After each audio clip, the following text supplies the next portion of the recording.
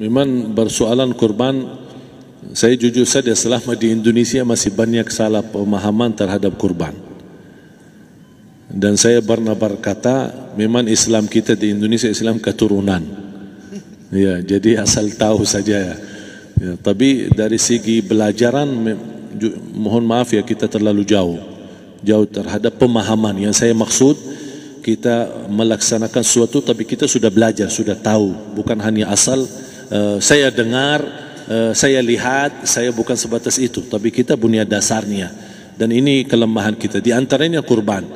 Saya pernah mendengar, bukan malah sering mendengar soal kurban dihitungkan beroran.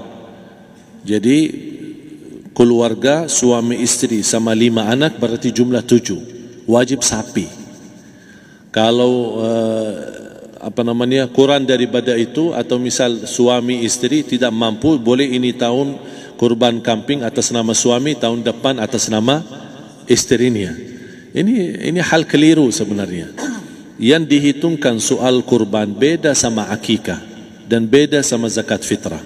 Zakat fitrah sama akikah terhitung beroran. Akikah laki-laki 2 kambing, perempuan 1. Kalau tidak mampu boleh. Kalau ada kembar laki sama perempuan berarti 3 kambing. Tapi kalau tidak mampu boleh 1 kambing, tidak masalah. Dan tidak ada istilah sekarang saya kurban tapi nanti sisanya seolah-olah ada hutang sama Allah. Sesuai kemampuan kita. Di antaranya kurban. Kurban hitungannya berkeluarga, bukan beroran. Buktinya Rasulullah SAW dan juga cerita Nabi Ibrahim. Ketika Nabi Ibrahim mau sembelih Nabi Ismail, Allah turunkan apa? Mengganti sembelihan Nabi Ismail dengan ekor kambing dari surga. Berapa ekor kambing? 1. Padahal Nabi Ibrahim punya istri 2 dan anak. Ada istri Siti Hajar dan Sarah. Kemudian anaknya Ismail dan Ishak. Berarti semuanya berapa? 5. Kenapa Allah tidak turunkan 5 ekor kambing? Karena hitungannya memang 1 keluarga. Yang kedua, Rasul sendiri sembelih 2 kambing. Pertama, Bismillah atas nama Muhammad dan keluarga Nabi Muhammad. Padahal kita tahu keluarga Nabi Muhammad SAW termasuk keluarga besar. 11 istri, belum lagi anaknya, laki-laki sama perempuan. Ada yang hidup maupun sudah mati. Sudah termasuk semua. Yang hidup maupun mati.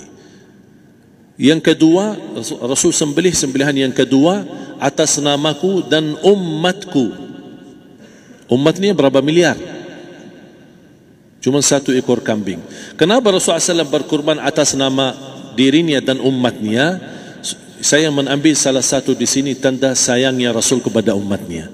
Jadi saya selalu berkata, orang miskin yang tidak mampu berkurban seharusnya bangga di hari kurban, karena Rasul sudah kurbankan duluan atas nama dia. Jadi terima kasih ya Rasulullah, ingatkan kita. Yang kita tidak mampu, Rasul sudah. Bahkan kalau Rasul sudah kurban atas nama umatnya yang tidak mampu, berarti sudah terkabul. Kita aja belum tahu kabul atau tidak kalau kita berkurban. Tapi kalau Rasul sudah terjamin makbul. Oleh sebab itu, hitungan kurban itu adalah 1 keluarga. Misal, bapa punya istri, punya anak. Itu kalau mampu sapi silahkan. Mampu 1000 sapi silahkan. Kalau soal kemampuan tidak ada masalah. Tapi kalau soal kewajiban, tidak ada wajib lebih daripada 1 ekor kambing. 1 ekor kambing. Misal, kalau bapa punya istri 4. Misal. Cuman ini misal. Ya. Istrinya 4. Setiap istri anaknya 10. Berarti jumlah berapa? Anak 40, istri 4, berarti 44, sama bapa 45. Wajib 1 ekor kambing saja, cukup untuk semua ini. Tapi kalau soal mampu, ya silahkan. Mau 1000 kambing boleh, mau 1000 sapi boleh. Tidak ada yang melarang kalau soal kemampuan. Dan kalau kita mau sembelih, Bismillah atas namaku dan keluarga. Tidak perlu bawa data-data nama keluarga. Jadi disebutkan tukang sembelihnya ada capek menunggu sambil sebutkan nama-nama. Tidak perlu. Udah Bismillah atas namaku dan keluarga. Termasuk kata atas namaku dan keluarga, termasuk orang tua yang sudah meninggal. Termasuk orang tua yang sudah, karena kita adalah hasil daripada orang tua. Itu sudah termasuk, tidak perlu kita sebutkan.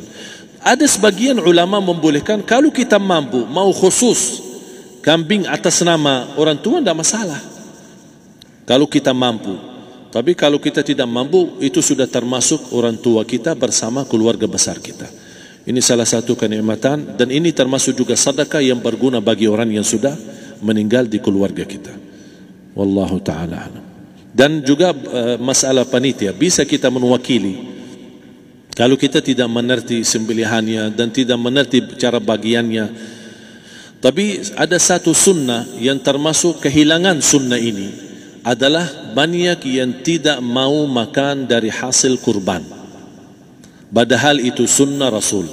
Dari akikah boleh makan, dari kurban pun boleh makan. Bahkan sunnah SAW dibagi 3. Sepertiga pertama dihadiahkan. Maksudnya kata dihadiahkan kepada orang kaya. Misal tetangga saya tapi orang kaya, dia bukan miskin, tapi boleh saling hadiah. Karena inti daripada hadiah silaturrahim.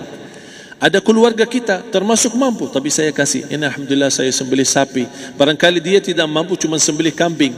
Udah, kita dapat daging kambing, dia dapat daging sapi.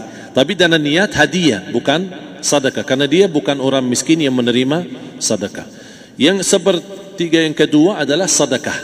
Sedekah itu termasuk orang miskin.